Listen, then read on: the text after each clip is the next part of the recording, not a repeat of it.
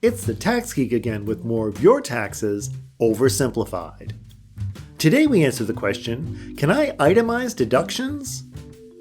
Most taxpayers are entitled to exclude some of their incomes from taxation using a standard deduction. To learn all about the standard deduction, you can watch the video popping up in the upper right hand corner of the screen or click the link in the description. This video will make a bit more sense if you've watched it. Of course, rather than take a standard deduction, you have always had the opportunity to itemize deductions. When you itemize deductions, you add up specific deductible expenses, and if they exceed your standard deduction, itemized deductions will exclude more income from taxation. Prior to the Tax Cuts and Jobs Act, which took effect in 2018, many taxpayers, particularly homeowners, would benefit by itemizing deductions. This act eliminated or reduced many popular deductions and doubled the existing standard deduction, making it much harder for most taxpayers to have enough eligible expenses to make itemizing worthwhile. This chart is a quick rundown of the standard deductions available to various filing statuses. These standard deductions are for non-dependent taxpayers who are neither blind nor over age 65. Itemized deductions are listed on Schedule A and attached to Form 1040.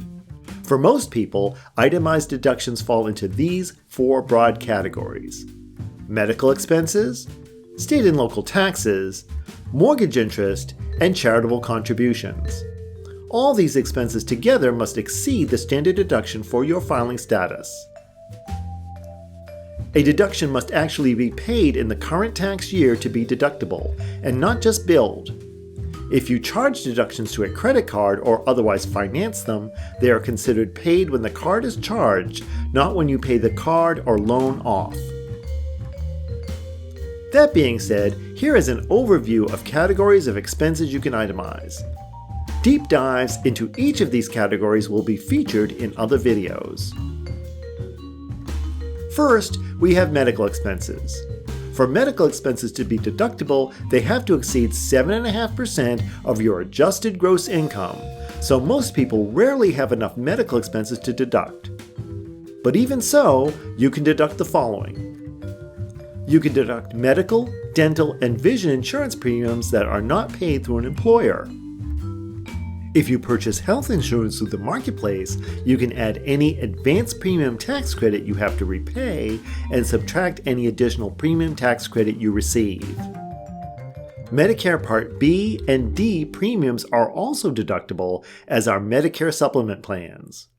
Long-term care insurance plans are also deductible, subject to limitations. You can also deduct any co-pays and deductibles for any medical services or prescriptions not covered by insurance, as well as amounts you pay for eyeglasses, contact lenses, hearing aids, or any other medically necessary devices. Travel to and from doctors, dentists, hospitals, or other medical practitioners can also be deductible. Auto travel is deductible at 16 cents per mile. And travel and lodging to distant medical providers is deductible for you and one companion. Next, we have state and local taxes. Under the Tax Cuts and Jobs Act, you can only deduct state and local taxes up to a maximum of $10,000. You may deduct state or local income tax you pay directly or have deducted from your pay. If you live in a state with no or low income tax, you may deduct sales taxes paid. Rather than save up all your sales slips through the year, a calculation is made based on your state and local sales tax rates and your income. If you pay a lot of sales tax for a large purchase, you may add the amount of the tax to your total sales taxes. You can also deduct real and personal property taxes that are assessed periodically and based on valuation. Next comes mortgage interest. You may deduct mortgage interest for total indebtedness up to $750,000 on up to 2 homes.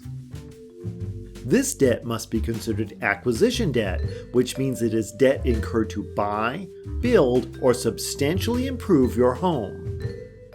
Home equity debt that is not used to buy, build, or substantially improve your home is not deductible.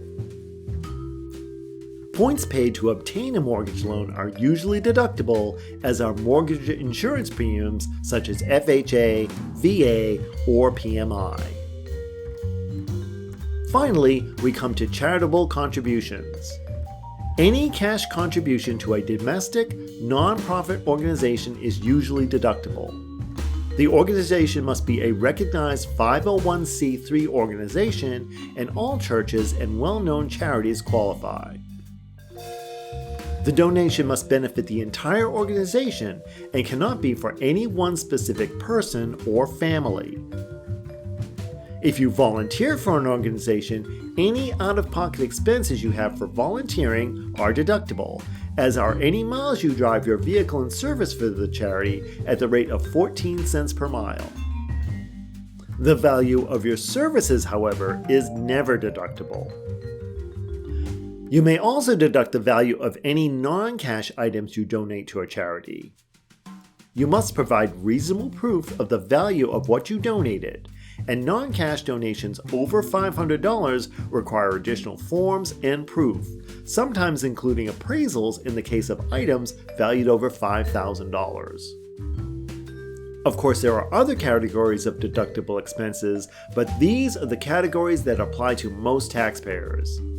And, as previously mentioned, deep dives into each of these categories will be the subject of other videos. In the meantime, check out the links in the description for more information on expenses you can itemize. If you found this video informative, please give it a thumbs up and subscribe for more content. If you know someone who would benefit from this video, please share it. If you have any questions, comments, or suggestions for future videos, please leave them in the comment space below. Thanks for watching, and stay tuned for more of your taxes oversimplified.